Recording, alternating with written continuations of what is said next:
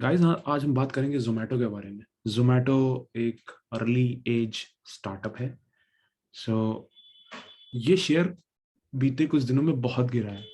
It was trading around 150 160 and now it has been come to 52 weeks लो।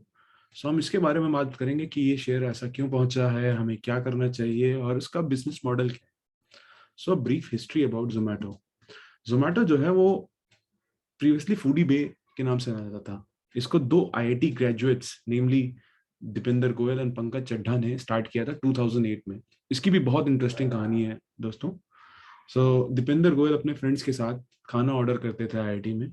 तो वहां पर ये हर रेस्टोरेंट से उसकी पेपर मेनू लेके आते थे। तो इन्होंने सोचा यार कि ये पेपर मेनू ले लेके आते हैं तो ये बहुत डिफिकल्ट पड़ता था। तो इन्होंने सोचा कि हम क्यों ना एक ऐप बना दें जिससे कि लोगों को आसानी हो जाए फूड ऑर्डरिंग करने के लिए, खासकर स्टूडेंट्स के लिए। नाउ आप देखते हैं कुछ सालों बाद, 14 सालों बाद, जोमेटो हर मिनट 8,000 ऑर्डर कर रहा था न्यू ईयर ईव पे। So it has come a long way. Now let's look at the business model for Zomato. So basically, these are the major source of revenues. First is restaurant listing and advertising. So basically, आप अपना restaurant Zomato पे जब register करते हैं तो जोमेटो को आपको एक जोमेटो को फीस देनी पड़ती है। सो वो एक फी इनके पार्ट का एक मेजर सोर्स ऑफ रेवेन्यू है। Second, food delivery. सो जब भी आप कुछ ऑर्डर करते हैं, जोमेटो के डिलीवरी बॉयज होते हैं जो आपको खाना डिलीवर करते हैं। Subscription programmes. सो जब जोमेटो आप जोमेटो के थ्रू अपनी रेस्टोरेंट लिस्ट करते हैं तो जोमेटो आपको कुछ फैसिलिटीज प्रोवाइड करता है। जैसे वो एनालिटिक्स प्रोवाइड करता है कि भाई किस कस्टमर को कब क्या खाना पसंद है, कैसे करना है। सो इस एनालिटिक्स के लिए भी वो कुछ प्राइस चार्ज करता है, सब्सक्रिप्शन फाई, जो रेस्टोरेंट्स पे करते हैं। बिकॉज ये एक मेजर सोर्स ऑफ इंफॉर्मेशन होती है रेस्टोरेंट्स के लिए, जानने के लिए कि उसके कस्टमर्स कैसे हैं, क्या कस्टमर बेस है, कस्टमर को क्या पसंद आ रहा है। फिर लाइव इवेंट्स, जैसे जूमा लैंड करके एक इनका लाइव इवेंट होता था जिसमें म्यूजिक, लाइव म्यूजिक रहती थी। White label access, then Zomato kitchens are there, Zomato gold, this is my favourite. मैंने इसको बहुत यूज किया था 2019 में। सो बेसिकली जब भी आप एक जोमेटो गोल्ड एक पब्लिक को एक सब्सक्रिप्शन के बेसिस पे देता है, जैसे जो उस समय पे कुछ 1,000 रुपए मिनिमम था, आपको अपॉर्चुनिटी देता है 1 for 1 for food items, for drinks also it gives you 1 for 1. So I have seen that a lot of people in Bangalore used to use that.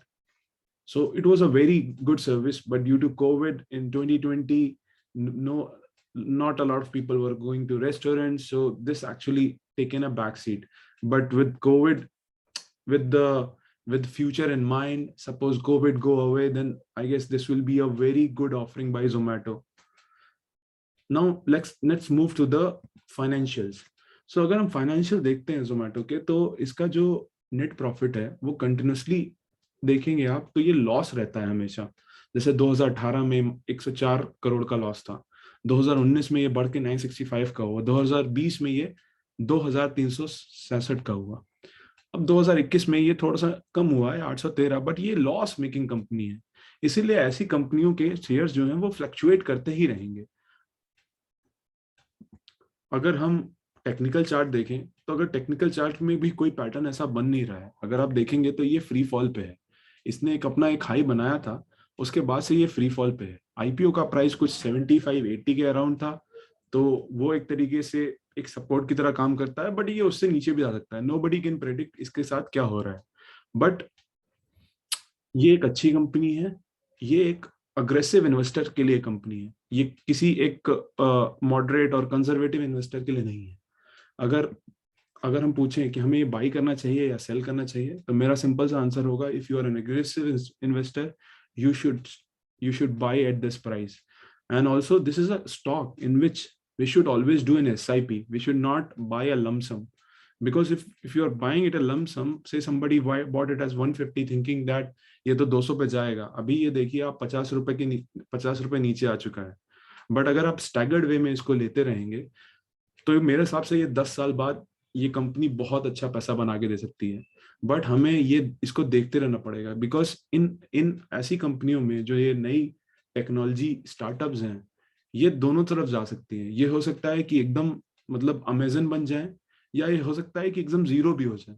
तो ये इसीलिए ये एग्रेसिव इन्वेस्टर की ही बेट होनी चाहिए, कंजर्वेटिव इन्वेस्टर्स को इससे एकदम दूर रहना चाहिए।